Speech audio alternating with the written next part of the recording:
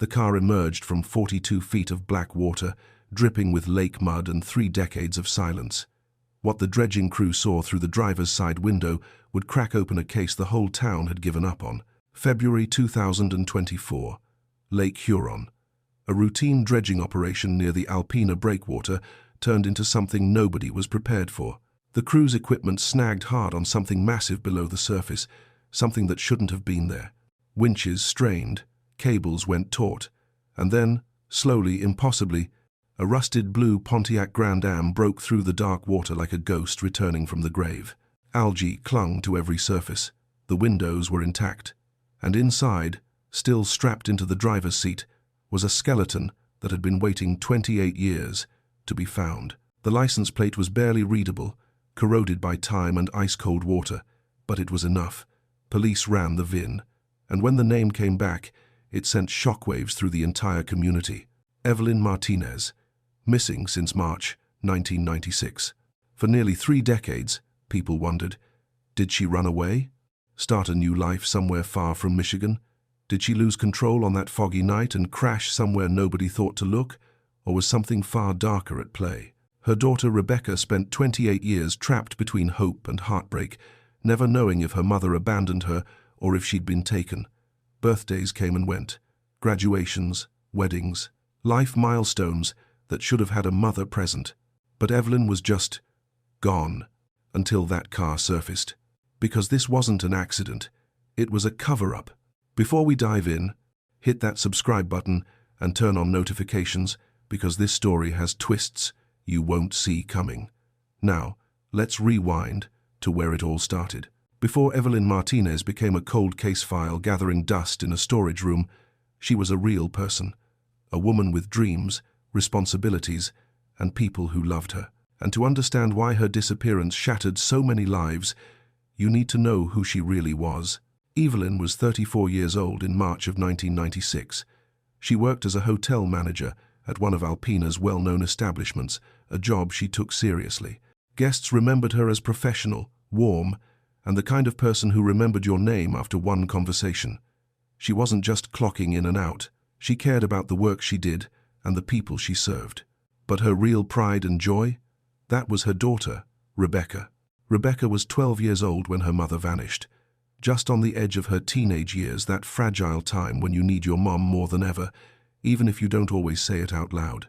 Evelyn raised her as a single mother, and by all accounts, she did it well. They were close. They had routines. Friday night movie rentals from Blockbuster, Sunday morning pancakes, the kind of small, sacred rituals that make a home feel safe. Evelyn wasn't wealthy, but she was stable. She paid her bills on time. She showed up when she said she would. She was involved in the community, attended town meetings, volunteered when she could, and had a small but solid circle of friends who trusted her. In a town like Alpena, Michigan population hovering around 10,000 inches, the mid-90 everyone kind of knows everyone. It's the type of place where you wave at neighbors, where the local diner knows your usual order, where gossip travels fast, but so does help when someone's in need. Evelyn fit into that fabric. She wasn't a mystery. She wasn't reckless. She wasn't the type to just disappear. And that's what made March 1996 so impossible to process. People who knew Evelyn couldn't square the woman they knew with the theories that started swirling after she vanished. Run away? Leave Rebecca behind without a word? That didn't match. At all. Evelyn wasn't unhappy. She wasn't in financial ruin. She wasn't running from anything that anyone could see. She had plans. Normal, everyday plans. She'd mentioned to a co-worker that she wanted to repaint the kitchen that spring. She'd signed Rebecca up for summer softball. These weren't the actions of someone preparing to vanish into thin air. Her blue Pontiac Grand Am was her pride, a reliable car she kept clean and maintained. It wasn't flashy, but it was hers. She drove it to work every day, to the grocery store, to Rebecca's school events. That car was as much a part of her routine as anything else. So when both Evelyn and that Pontiac disappeared on the same foggy night in March, it didn't just raise questions. It tore a hole in the community. Rebecca lost her mother. Friends lost someone they trusted. Alpena lost a piece of its sense of safety. Because if someone like Evelyn Martinez could just vanish without a trace, then maybe none of them were as safe as they thought. And for 28 years, that question hung in the air like smoke that never cleared. What happened to Evelyn Martinez? The answer was waiting at the bottom of Lake Huron, and when it finally surfaced, it would reveal a truth far more sinister than anyone imagined. March 14th, 1996. A Thursday night, the kind of evening in northern Michigan where winter still has a grip on the air, but spring is starting to whisper its arrival. Temperatures hovered in the low 40 seconds, and that night, a thick fog rolled in off Lake Huron, blanketing the town of Alpena in a dense, disorienting grey. Visibility dropped to almost nothing. Streetlights became blurry halos. Headlights barely cut through the mist. It was the kind of night where you drove slow, white-knuckling the wheel, hoping nothing unexpected jumped out in front of you. Evelyn Martinez had plans that evening. There was a community meeting scheduled at the Alpena Civic Center, a gathering to discuss upcoming town projects, budget concerns, and local initiatives. Nothing dramatic, just small-town civic duty. Evelyn had attended these meetings before. She believed in being informed, in showing up, in having a voice. She left her house around 6:45 p.m., telling Rebecca she'd be back by 9, maybe a little after. Rebecca was doing homework in the living room. They exchanged the kind of casual goodbye that you don't think twice about, because you assume there will be 1,000 more just like it. Love you, Mom. Love you too, sweetheart. Lock the door. I'll be home soon. Evelyn climbed into her blue Pontiac Grand Am, turned the key, and drove off into the fog. The meeting started at 7 p.m. and ran a little over an hour. About 30 people attended, town council members, local business owners, concerned residents. Evelyn sat near the middle of the room, took a few notes, asked a question or two about road maintenance funding. Nothing out of the ordinary. She seemed calm, engaged, normal. When the meeting wrapped up around 8:15 p.m., people started filtering out into the parking lot. A few folks exchanged goodbyes. Some lingered to chat. Evelyn spoke briefly with a neighbor, Margaret Callahan, near the entrance. Margaret would later tell police that Evelyn seemed fine, maybe a little tired, but nothing unusual. They talked about the fog, how bad it was getting, how careful everyone needed to be driving home. Evelyn mentioned she was heading straight back, that Rebecca was home alone and she didn't want to be out too long in this weather. "Drive safe," Margaret said. "You too," Evelyn replied. That was the last confirmed conversation anyone had with Evelyn Martinez. She walked to her car, parked in the second row of the Civic Center lot. A few people saw her get in, saw the Pontiac's taillights glow red as she backed out, and then she disappeared into the fog. Her route home was straightforward. She would have taken US 23 south for about 3 miles, then turned onto her residential street. Total drive time, maybe 10 minutes on a clear night. In that fog? 15. Tops, if you were being cautious. But Evelyn never made it home. By 9:30 p.m., Rebecca started to feel uneasy. Her mom was usually punctual. By 10 p.m., unease turned to worry. She called her mom's cell phone, no answer. She called the Civic Center, the building was dark. Everyone had left. She called her mom's closest friend, Linda Vasquez. Linda tried to calm her down. Maybe she stopped for gas. Maybe she ran into someone and lost track of time. Give it a little longer. But by 11 p.m., Rebecca was panicking. She called the Alpena Police Department. At first, the dispatcher tried to reassure her. Adults don't get reported missing after just a couple of hours. Maybe there was car trouble. Maybe she pulled over because of the fog and decided to wait it out. Maybe her phone died. But Rebecca knew. Deep in her gut, she knew something was wrong. By morning, when Evelyn still hadn't come home, the police took it seriously. Officers retraced the route from the Civic Center to Evelyn's house. They checked the shoulders of US 23, looking for signs of a crash, skid marks, anything that suggested she'd gone off the road. They checked ditches. They checked the wooded areas along the highway. They contacted local hospitals and clinics. Nothing. The blue Pontiac Grand Am was nowhere to be found. No one had seen it. No accidents had been reported that night. It was as if the car and Evelyn had been swallowed whole by the fog. Detectives interviewed everyone who'd been at the meeting. Did Evelyn seem upset? Distracted? Was she arguing with anyone? Did she mention meeting someone afterward? No, no, no, and no. Everyone said the same thing. Evelyn was her usual self. Calm, friendly, focused. There were no red flags, no signs of distress, no indication that anything was wrong. They pulled her phone records. In 1996, cell phones weren't as common, but Evelyn had one for work.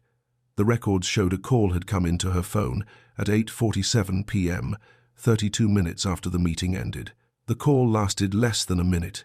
Detectives tried to trace it. The number was linked to a payphone on the east side of town, near a gas station off Highway 23. But payphones don't leave much of a trail. Anyone could have made that call. And in the fog, in the dark, no one at the gas station remembered seeing anyone use the phone that night. It was a lead, but it went nowhere. Days turned into weeks. Weeks turned into months. Search parties combed the woods. Divers checked nearby bodies of water, Thunder Bay River, small inland lakes. The Coast Guard was notified in case the car had somehow ended up in Lake Huron, though that seemed unlikely given her route. But the lake is massive, and cold, and deep, and in 1996, the technology to search underwater wasn't what it is today. The Pontiac was never found. Evelyn was never found. Theories started to spread. Maybe she had a secret boyfriend and ran off to start a new life. Maybe she was in debt and needed to disappear. Maybe she staged her own vanishing. Maybe she had a mental health crisis and drove somewhere remote. But the people who knew Evelyn, really knew her, rejected all of it. Rebecca was devastated. She went from a 12-year-old girl with a mother to a 12-year-old girl with a question mark. Did her mom leave her on purpose? Was she dead? Was she out there somewhere, alive, choosing not to come back? It's a special kind of torture, not knowing. And for 28 years, that's exactly where Rebecca stayed, stuck in the fog of that March night, waiting for an answer that never came. Until a dredging crew pulled a car from the bottom of Lake Huron. Quick question, where are you watching this from right now? Drop your city or country in the comments. I love seeing how far these stories travel. In the weeks following Evelyn's disappearance, the Alpena Police Department worked the case hard. They had to. A well-known local woman vanishing without a trace doesn't just fade into the background, not in a town this size. Detectives canvassed the area. They knocked on doors along US 23, asking residents if they'd seen anything unusual that foggy Thursday night. A car pulled over, headlights where they shouldn't be. Anything. Most people had stayed inside that night. The fog was too thick, too dangerous. Those who had been out remembered almost nothing useful. One driver recalled seeing taillights ahead of him on the highway around 8:30 p.m., but couldn't say for sure it was a Pontiac. Another mentioned hearing what might have been a car door slam somewhere near the lake, but the sound was muffled by the fog and they couldn't pinpoint a location. It wasn't much. And it led nowhere. The blue Pontiac Grand Am became the focus. If they could find the car, they'd find Evelyn, or at least answers. An APB was issued statewide. Her license plate number was flagged in every database available. Toll booths, border crossings, traffic cameras, anything that might ping if the car passed through. Nothing. It was as if the Pontiac had evaporated. Detectives expanded their search radius. They checked rest stops, abandoned lots, storage facilities. They contacted junkyards and chop shops in case someone had ditched or dismantled the vehicle. They followed up on reported sightings. Someone thought they saw a blue Pontiac in Traverse City. Another claimed they saw it near Saginaw. Every lead was checked. Every lead went cold. Divers were brought in to search Thunder Bay River and a few smaller inland lakes near Evelyn's route home. The water was freezing. Visibility underwater was terrible, but they tried. They found old tires, rusted shopping carts, a sunken rowboat. No Pontiac, no Evelyn. Lake Huron was discussed. It was right there, massive and deep, stretching out from Alpena's shoreline. But the logistics were daunting. The lake covers over 23,000 square miles. The breakwater area alone is vast, and the water near the shore drops off quickly into depths that made searching nearly impossible with mid-90 technology. Without a specific reason to believe the car had gone into the lake, no skid marks leading to the water, no witnesses, no evidence it wasn't prioritized. The assumption was that if Evelyn had crashed into the lake, someone would have seen it. There would have been some sign. So the search focused elsewhere, and the case started to lose momentum. By the summer of 1996, tips slowed to a trickle. By fall, they'd nearly stopped. Evelyn's face appeared on missing person flyers, stapled to telephone poles, tucked behind gas station counters, pinned to community bulletin boards. But as months passed, those flyers faded. New ones stopped going up. The case wasn't officially closed, it couldn't be, not without a body or evidence of what happened, but it went cold. Detectives moved on to other cases. The file was boxed up and stored away. For Rebecca, life became a nightmare she couldn't wake up from. She turned 13 without her mother, then 14, 15. She graduated middle school, then high school. Her friends' mums showed up to school events, took pictures, gave hugs. Rebecca had relatives who tried to fill the gap, but it wasn't the same. Every birthday, every holiday, every milestone was haunted by the same questions. Where is she? Is she alive? Did she leave me? Did someone take her? Rebecca couldn't move on because there was nothing to move on from. No closure, no funeral, no grave to visit. Just an empty space where her mother used to be. She'd lie awake at night imagining scenarios. Maybe her mum had amnesia and was wandering somewhere, lost, trying to remember who she was. Maybe she'd been kidnapped and was being held somewhere, waiting for rescue. Maybe she'd been in an accident and her body was out there, undiscovered, waiting to be found. Or maybe, and this was the thought that hurt the most, maybe she'd chosen to leave. Maybe Rebecca hadn't been enough. Maybe her mum had wanted a different life and just walked away. Rebecca would later say in interviews that not knowing was worse than any truth could have been, because without answers, her mind filled in the blanks with every possible horror. The town of Alpena moved on, the way towns do. New families moved in. Kids who'd been in elementary school when Evelyn disappeared graduated and left for college. The story became local lore, something older residents remembered, something younger ones had only heard about in passing. Oh yeah, that lady who vanished back in the 90s. They never found her, right? Occasionally, someone would bring it up again. A slow news cycle might prompt a local reporter to write a "Whatever Happened To" piece. A true crime blog might feature the case, but there were no new leads, no breakthroughs, just the same old questions with no answers. Advancements in forensic technology came and went.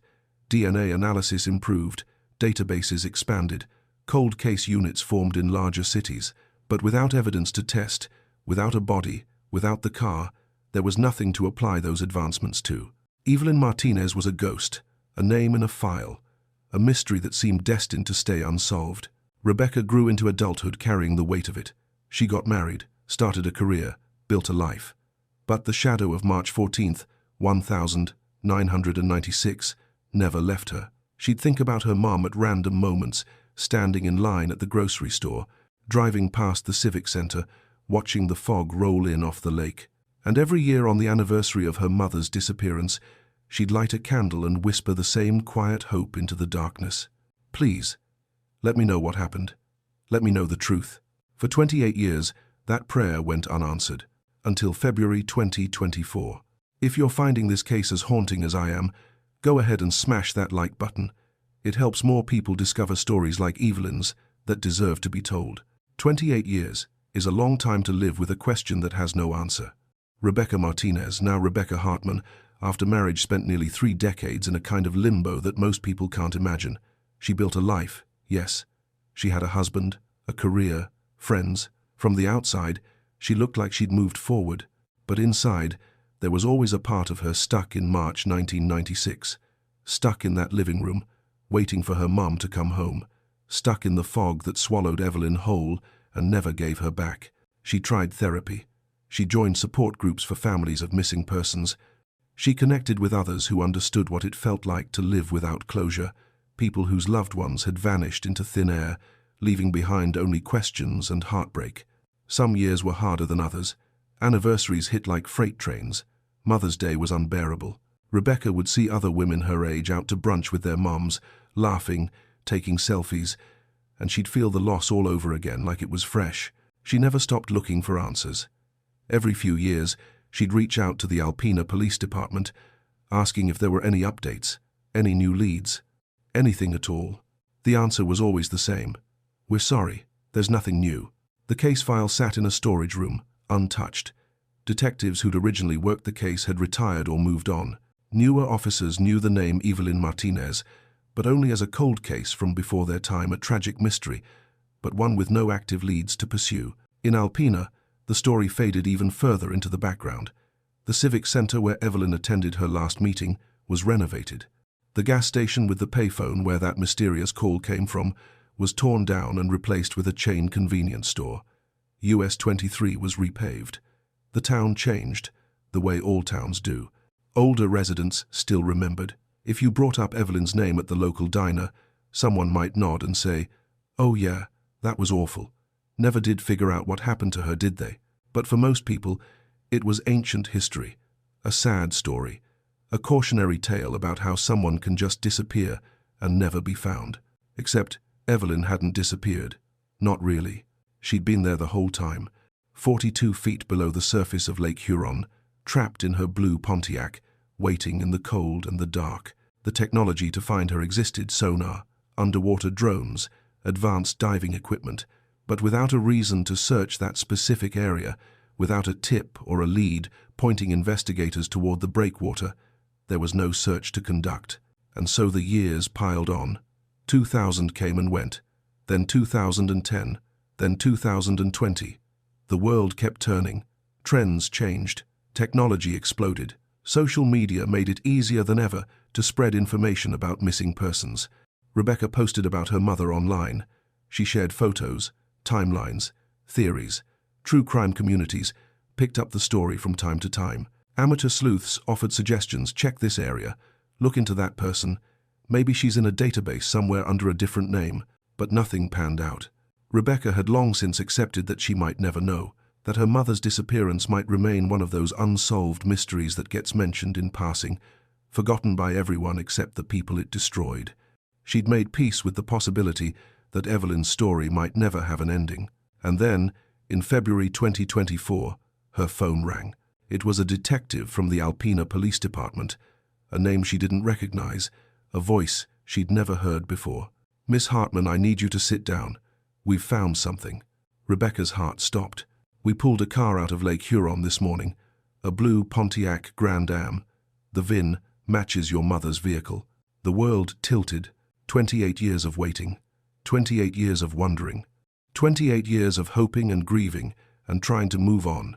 And in one phone call, everything changed. "Real quick, what time is it where you are? Morning coffee, late night binge? Let me know below." February 12th, 2024. A cold Monday morning on the shores of Lake Huron.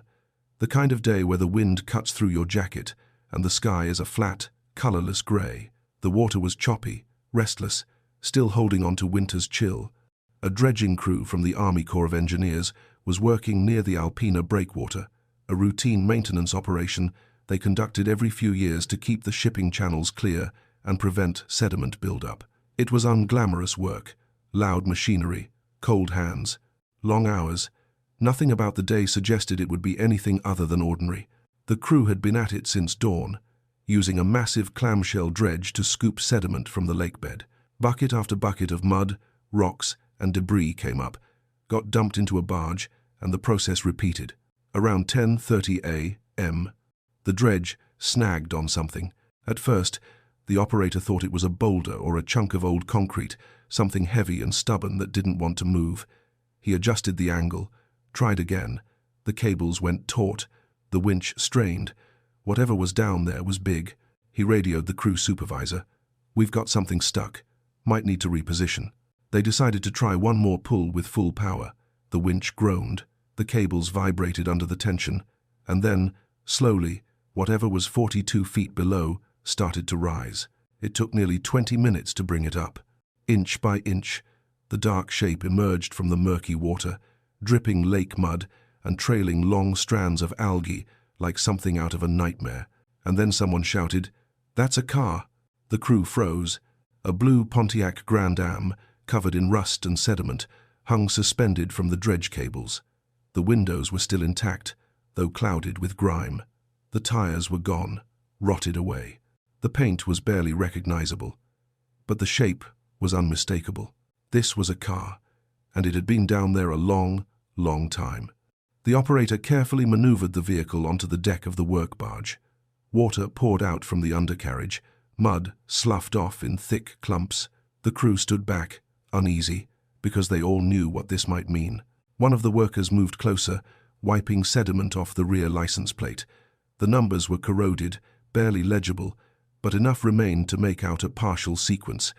"We need to call the police," he said quietly. "Right now." Within 30 minutes, Alpena Police Department units arrived at the dock.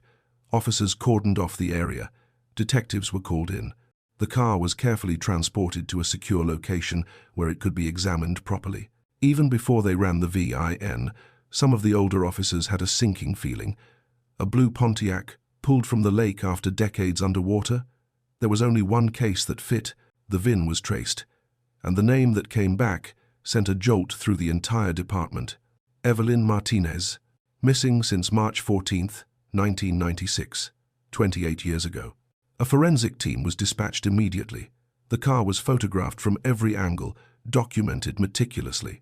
Then, with gloved hands and careful precision, they opened the driver's side door. The smell hit them first stale, metallic, unmistakable, and there, still belted into the driver's seat, was a skeleton. The remains were remarkably preserved given the circumstances. The cold water had slowed decomposition. The seatbelt had kept the body in place. Clothing faded, waterlogged, but still present clung to the bones.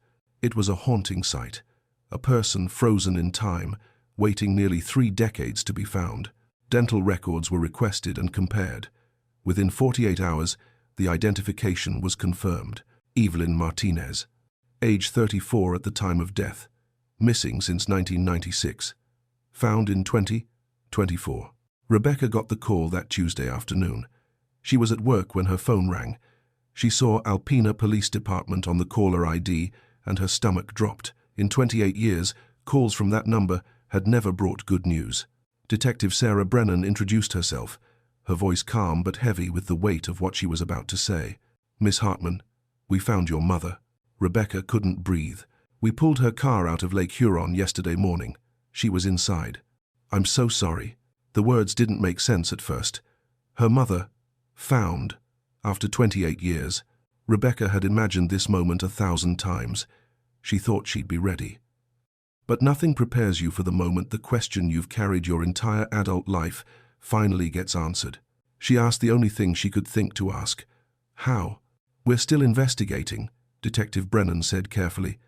"But we're treating this as a suspicious death. We don't believe this was an accident." Suspicious death.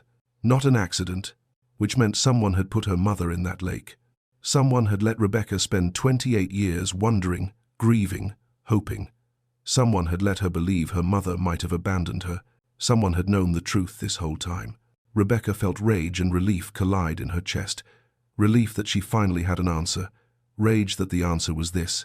The news spread through Alpena like wildfire. Local media picked it up within hours. By that evening, it was regional news. By the next day, national outlets were running the story. Cold case solved after 28 years. Missing woman found in submerged car. The town was in shock. People who remembered Evelyn's disappearance couldn't believe it. She'd been in the lake the whole time, right there, just offshore, while search parties combed the woods and highways. Detectives began the painstaking process of re-examining the original case file. They pulled reports, witness statements, phone records from 1996. They re-interviewed people who'd been at the Civic Center that night. They looked at the location where the car was found and started piecing together how it could have ended up there. The breakwater area wasn't somewhere you'd accidentally drive into. There were barriers. The road didn't lead directly to the water. For the car to end up where it did, 42 feet down, it would have had to be deliberately driven or pushed in. This wasn't a wrong turn in the fog. This wasn't a tragic accident. This was something else entirely. Forensic experts examined the vehicle for evidence. They checked the steering column, the brakes, the ignition. They looked for signs of a struggle inside the car. They analyzed the position of the body, the way the seatbelt was fastened, and slowly, carefully, they started to build a picture of what really happened on March 14th, 1996. But the biggest break didn't come from the car. It came from a phone call. and a conscience that finally cracked under the weight of 3 decades of guilt. The forensic examination of Evelyn Martinez's Pontiac Grand Am was meticulous. Every inch of that car held potential evidence, evidence that had been submerged in freezing water for 28 years, but evidence nonetheless. The team worked in a controlled environment, documenting everything: photographs, measurements, samples. Nothing was overlooked. The first thing they confirmed: the windows were rolled up, all 4 of them, completely closed. That detail mattered. If Evelyn had accidentally driven into the lake, you'd expect at least some attempt to escape. A window rolled down, a door forced open, some sign of panic, of struggle, of trying to get out as the car filled with water. But there was none of that. The doors were locked from the inside. The seatbelt was still fastened across the skeletal remains. Evelyn's hands, what was left of them, were positioned near the steering wheel, not clawing at the door or window. It painted a disturbing picture. Either she'd been unconscious when the car went into the water, or she'd been unable to move, or worse, she was already dead. The forensic pathologist examined the remains carefully. After nearly 3 decades underwater, determining cause of death was challenging. Soft tissue was gone, but bones can still tell a story. They found a fracture on the back of the skull, a depressed fracture, the kind caused by blunt force trauma, the kind that comes from being struck with something heavy or having your head slammed against a hard surface. It wasn't conclusive proof of murder on its own. Head injuries can happen in car accidents, but combined with everything else, the locked doors, the closed windows, the location of the car, the lack of any attempt to escape, it didn't add up to an accident. Detectives turned their attention to the car itself. They examined the steering column for signs of tampering. They checked the brake lines. They looked at the ignition to see if the car had been hot-wired or forced to start. Everything was intact. No mechanical failure. No signs the car had been tampered with in a way that would cause it to malfunction. The tires, or what remained of them, showed no signs of a blowout. The undercarriage had damage consistent with being submerged and dragged along the lakebed by currents over the years, but nothing that suggested a high-speed crash. This car hadn't careened off the road. It hadn't lost control in the fog and plunged into the water by mistake. Someone had driven it to the breakwater, and someone had put it in the lake. Detectives revisited the location where the car was found. The breakwater area near Alpena's harbor isn't a place you end up by accident. It's industrial. There are barriers, concrete pylons, warning signs. The road doesn't lead directly to the water's edge in a way that would allow a car to just roll in. To get a car into the water at that spot, you'd have to know the area. You'd have to navigate around obstacles. You'd have to deliberately drive it or push it off the edge into the deep water, beyond the breakwater. It would take effort, planning, intent. The more they looked, the clearer it became. Evelyn Martinez didn't drive herself into that lake. Someone else did, or someone put her in the car after she was already dead and sent it into the water to hide what they'd done. Detectives pulled the original case file and started going through it with fresh eyes. Witness statements, timelines, phone records. And that's when they found it again. The detail that had been noted back in 1996 but never fully explained. The phone call at 8:47 p.m. on March 14th, 1996. 32 minutes after the community meeting ended, a call was placed to Evelyn's cell phone. The call lasted less than a minute, 43 seconds to be exact. The number traced back to a payphone on the east side of Alpena, near a gas station off Highway 23. In 1996, detectives had checked it out, but payphones were everywhere back then. Anyone could have used it. There were no cameras, no witnesses. The lead went cold.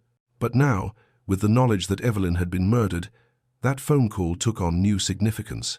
Who called her? Why? Was it someone luring her to a specific location?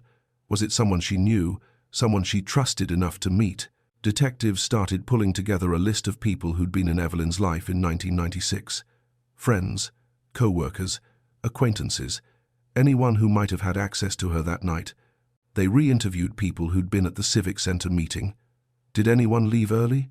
Did anyone seem distracted, nervous, out of place? Did anyone follow Evelyn out to the parking lot? Most people's memories were hazy. It had been 28 years, but a few details started to emerge. One attendee remembered seeing a man standing near the payphone at that gas station the night Evelyn disappeared. He'd been there when they stopped for coffee on the way home from the meeting, sometime around 8:45 p.m.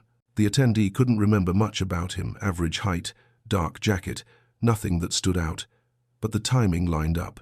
Another person recalled seeing a truck parked near the breakwater late that night. They'd been driving home from a shift at the hospital and noticed it because it seemed odd. Who parks by the water on a night like that? In the fog, in the cold? They hadn't thought much of it at the time. But now, detectives started digging into vehicle registrations, cross-referencing names with people who knew Evelyn. And then they got the break they'd been waiting for. A tip came in.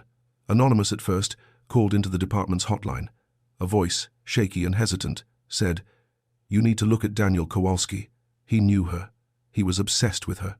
And he's been acting strange ever since you pulled that car out of the lake." Daniel Kowalski, 49 years old, lived in Alpena his whole life, worked as a maintenance supervisor at the same hotel where Evelyn had been a manager back in the 92nd. Detectives pulled his file. He'd been interviewed briefly in 1996 as part of the routine canvassing of people who knew Evelyn. At the time, he said he'd been home that night, hadn't seen or heard from her. There was no reason to suspect him. No prior record, no red flags. But now, his name was back on the table. Detectives did some digging. They found that Kowalski had owned a dark blue pickup truck in 1996. They found old co-workers who remembered that he'd had a crush on Evelyn, nothing she reciprocated, but he'd asked her out more than once. She'd politely declined. He'd seemed to accept it, or so everyone thought. They checked his phone records from 1996, and there it was. A call made from his home phone to the payphone near the gas station at 8:42 p.m. on March 14th, 1996, 5 minutes before the call to Evelyn's cell. He'd called the payphone. Then someone, presumably him, had used that payphone to call Evelyn. Why? To avoid the call being traced directly back to him, detectives brought Kowalski in for questioning. He was nervous, sweating. His story was shaky. He claimed he didn't remember much about that night, said he'd been home, said he barely knew Evelyn, just worked in the same building. But his body language told a different story. And then, after hours of questioning, after the evidence was laid out in front of him, after 28 years of carrying the weight of what he'd done, Daniel Kowalski broke. Here's where it gets darker. Because someone in that town had been carrying a secret for 3 decades, and the pressure was about to become unbearable. Hey, if you're not subscribed yet, now's the time. We cover cases like this every week, stories that need to be heard. Click that button and join the community. Daniel Kowalski sat in that interrogation room for hours. Detectives Sarah Brennan and Marcus Liu across from him, a table between them, and 28 years of lies starting to crumble. At first, he stuck to his story. He didn't know anything. He was home that night. He barely remembered Evelyn. Just a co-worker, nothing more. But the evidence was stacked against him. The phone records, the truck, the timeline, witnesses who remembered his obsession with Evelyn, how he'd ask about her, watch her at work, show up places she'd be. Detective Brennan leaned forward. "Daniel, we know you called that payphone. We know someone used that payphone to call Evelyn 30 minutes after the meeting ended. We know your truck was seen near the breakwater that night. We know you're lying." Kowalski's hands trembled. He stared at the table, jaw clenched, breathing shallow. "We found her, Daniel. After 28 years, we found her. And now we're going to find out exactly what you did." Silence. Long, suffocating silence. And then, his voice barely a whisper, "I didn't mean for it to happen." Detective Liu hit record on the camera. "What didn't you mean to happen, Daniel?" Kowalski's face crumpled. Tears started streaming down his cheeks, and the confession poured out. He'd been in love with Evelyn. That's how he described it. Love, but it wasn't love. It was obsession. He'd asked her out multiple times over the years. She'd always said no, always kept it professional. Always kind, but firm. It ate at him. Why wouldn't she give him a chance? He was a good guy. He had a steady job. He would have treated her right. What was wrong with him? In the months leading up to March 1996, he'd started following her. Not every day, but enough. He knew her routines, knew where she went after work, knew when Rebecca was home, when she wasn't. He'd seen the flyer for the community meeting. He knew Evelyn would be there, and he'd made a plan. He didn't go to the meeting himself, too obvious, but he waited. He parked his truck near the gas station on Highway 23, the one with the payphone. He watched the time, and at 8:42 p.m., he called the payphone from his home phone, then drove over and waited by it. At 8:47 p.m., he used the payphone to call Evelyn's cell. She answered. He told her he'd seen someone messing with her car in the parking lot. Said he was worried, thought she should know. He made it sound urgent, concerned, like he was doing her a favor. Evelyn thanked him, said she'd check it out. Kowalski told detectives he drove to the Civic Center and waited in the parking lot. When Evelyn came out and walked to her Pontiac, he approached her. Friendly, casual. "Hey, Evelyn, just wanted to make sure everything was okay with your car." She was polite, like always. Checked the car. Everything was fine. She thanked him and said she needed to get home. Rebecca was waiting. And that's when he made his move. He asked her out. Again. Right there in the parking lot. Told her he'd been thinking about her, that he knew they'd be good together, that she should just give him one chance. Evelyn, tired and wanting to get home, said no. Firmly this time. She told him she wasn't interested, that she needed him to stop asking, that it was making her uncomfortable. Kowalski snapped. He grabbed her arm. She pulled away. They argued, voices raised. She told him to leave her alone, threatened to report him to management if he didn't back off, and he shoved her. She stumbled backward, hit her head on the side mirror of her own car. Hard. The sound of the impact echoed in the foggy parking lot. She dropped to the ground, dazed, bleeding from the back of her head. Kowalski panicked. He looked around, no one else was nearby. The fog was thick, the lot was nearly empty.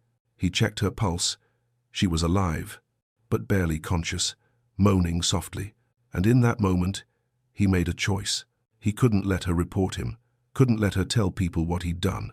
His job, his reputation, his life, it would all be over. So he picked her up, put her in the driver's seat of her Pontiac, and fastened the seatbelt around her. She was too disoriented to fight back. He got into his truck and followed her car, except he was the one driving it. He'd driven it before, knew how to hotwire older models from his maintenance work. He drove the Pontiac with Evelyn, slumped in the passenger seat, then moved her back to the driver's side once they reached the breakwater. The area was deserted. The fog provided cover. He positioned the car near the edge, put it in neutral, and pushed. The Pontiac rolled forward, tipped over the edge, and splashed into the dark water of Lake Huron. It sank quickly, disappearing beneath the surface. Within seconds, Kowalski stood there, watching, heart pounding. Then he got back in his truck and drove home. He told himself it was an accident, that he didn't mean to hurt her, that she'd forced his hand by rejecting him, by threatening him. But deep down, he knew the truth. He'd killed her, and then he'd spent 28 years pretending he hadn't. He went to work the next day like nothing happened. He joined the search parties. He expressed concern when people talked about Evelyn's disappearance. He played the role of the worried co-worker, and for 28 years, he got away with it, until a dredging crew pulled a blue Pontiac from the lake. Kowalski said he knew it was over the moment he heard the news. He'd been waiting for this day, in a way, waiting for the truth to surface. The guilt had eaten at him for decades. He couldn't sleep, couldn't look at himself in the mirror, couldn't escape the image of Evelyn's face as the car sank into the water. When detectives called him in for questioning, part of him was relieved. "I'm sorry," he said, sobbing. "I'm so sorry. I didn't mean for any of this to happen. But sorry doesn't bring someone back. Sorry doesn't give Rebecca her mother. Sorry doesn't undo 28 years of lies." Detective Brennan looked at him with cold, steady eyes. "You let her daughter think she'd been abandoned. You let that girl suffer for 28 years. You don't get to say sorry and make this okay." Daniel Kowalski was arrested and charged with second-degree murder, tampering with evidence, and obstruction of justice. Rebecca was notified of the confession. She didn't know whether to feel relief or rage. Maybe both. Evelyn didn't run away. She didn't lose control in the fog. She didn't abandon her daughter. She was silenced. And for 28 years, someone let her daughter believe she'd been abandoned. What's the weather like where you are right now? Sunny? Raining? Snowing? Drop it in the comments, I'm curious. Daniel Kowalski's trial began in October 2024, 8 months after Evelyn Martinez's car was pulled from Lake Huron. The case had gripped the nation, but in Alpena, it was personal. This wasn't just another true crime story. This was their neighbor, their co-worker, their community member who'd been living among them for nearly 3 decades with blood on his hands. The courthouse was packed every single day. Reporters lined the hallways. Cameras crowded the steps outside, and inside, sitting in the front row, was Rebecca Hartman. She hadn't missed a single day of the trial. She needed to be there, needed to look him in the eye, needed to hear every word. The prosecution, led by Assistant District Attorney Monica Delgado, built their case methodically. They presented the forensic evidence, the blunt force trauma to Evelyn's skull, the positioning of the car, the lack of any signs she'd tried to escape. They showed the jury photos of the Pontiac as it was pulled from the water, rusted, covered in algae, a tomb that had held Evelyn's body for 28 years. They played the recorded confession. Kowalski's voice, shaky and broken, admitting what he'd done, admitting he'd shoved her, admitting he'd put her in the car, admitting he'd pushed that car into the lake and watched it sink. The courtroom was silent as the recording played. Some jurors wiped their eyes. Others stared at Kowalski with barely concealed disgust. Delgado walked the jury through the phone records, the timeline, the witness statements. She painted a picture of a man obsessed, a man who couldn't handle rejection, a man who chose murder and cover-up over accountability. Evelyn Martinez was 34 years old, Delgado said in her opening statement. She was a mother, a friend, a valued member of this community, and Daniel Kowalski took her life because she said no, because she had the audacity to set a boundary. And then, for 28 years, he let her daughter suffer, wondering if her mother had abandoned her. That is not an accident. That is not a mistake. That is murder, and that is evil. The defense, led by attorney Richard Brenner, tried to argue for a lesser charge. They claimed it was manslaughter, not murder. That Kowalski hadn't intended to kill Evelyn, that the shove was impulsive, that he panicked afterward and made a terrible decision. My client is not a monster, Brenner argued. He made a catastrophic error in judgment. He has lived with the guilt of that night every single day for 28 years. He is deeply, profoundly sorry. But the prosecution wasn't having it. He had a choice, Delgado countered. After Evelyn hit her head, he had a choice. He could have called 911. He could have gotten her help. She might have survived. But instead, he chose to put her in that car and send her to the bottom of a lake. That's not panic. That's calculation. That's murder. Rebecca took the stand. It was one of the hardest things she'd ever done. She sat just feet away from the man who'd killed her mother, and she told the jury what the last 28 years had been like. She talked about the birthdays without her mom, the graduations, her wedding day, the moments she'd needed her mother and had no one to turn to.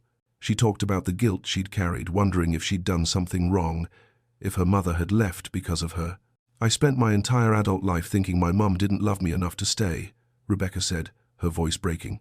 I thought I wasn't enough, and all that time she was at the bottom of a lake because he couldn't handle being told no. There wasn't a dry eye in the courtroom. The defense tried to cross-examine her gently, but there was nothing they could say to diminish the weight of her testimony. Kowalski himself took the stand. It was a risky move, but his attorney hoped the jury might see remorse, might see a man broken by guilt. Instead, they saw someone who'd spent 28 years lying, someone who'd looked Rebecca in the eye at search parties and said he hoped they'd find her mother, someone who'd attended community vigils and pretended to care. Under cross-examination, Delgado tore into him.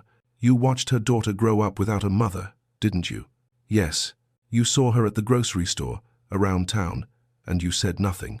Yes. You let her believe her mother abandoned her. Kowalski's voice was barely a whisper. Yes. And you did all of that to save yourself. He didn't answer. He didn't have to. The jury deliberated for less than 6 hours. Guilty. Second-degree murder. Guilty. Tampering with evidence. Guilty. Obstruction of justice. When the verdict was read, Rebecca closed her eyes and exhaled for what felt like the first time in months. It wasn't relief. Exactly. Her mother was still gone. 28 years were still lost. But it was something. It was justice. At sentencing, The judge showed no mercy.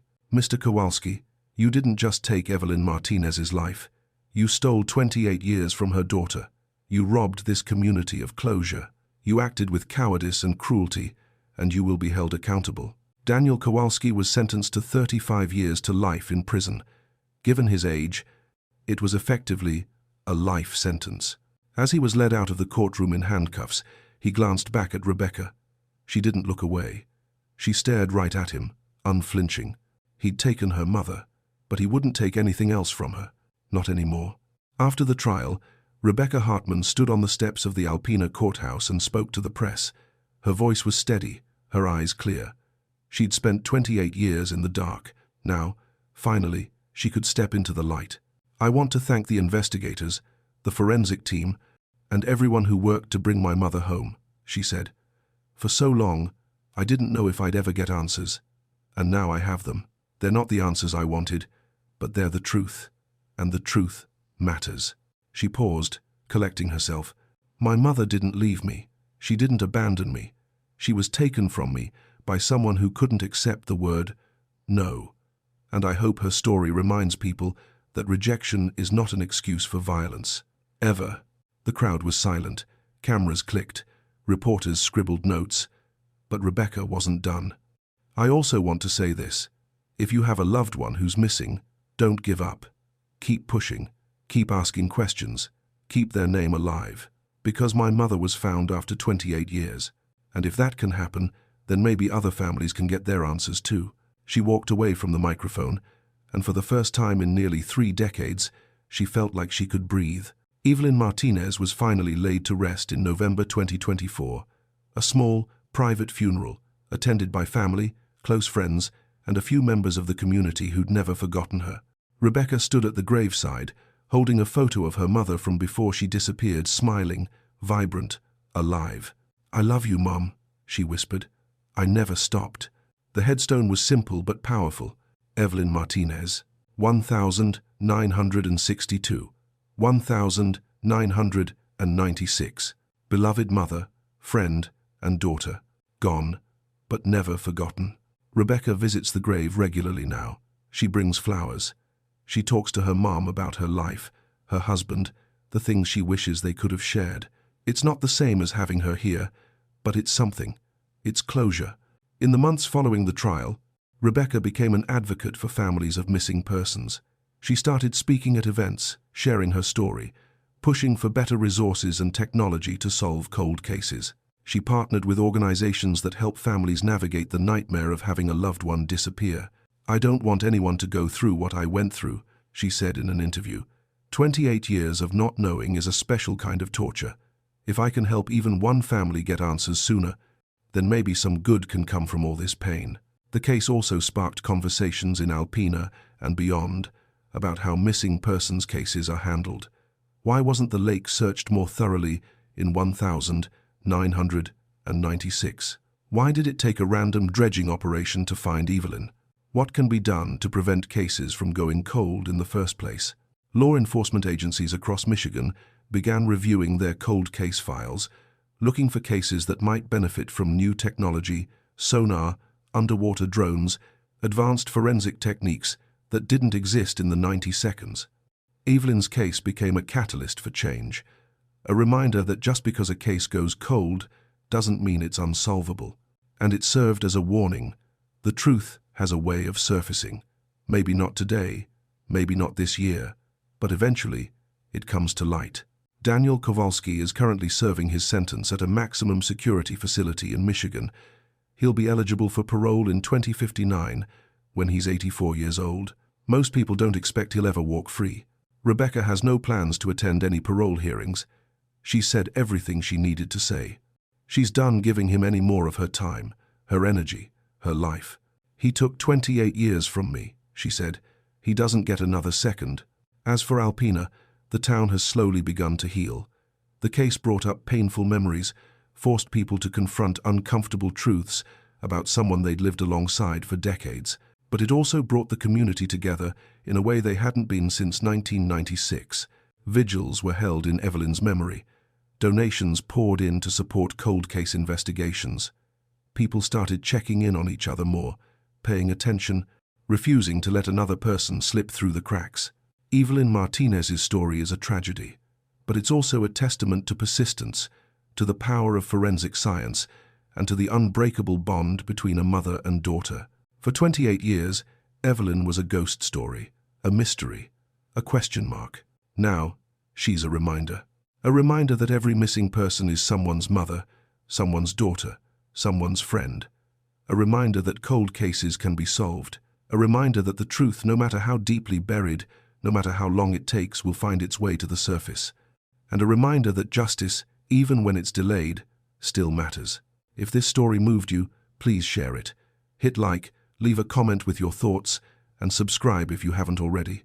We'll see you in the next one. Stay safe out there.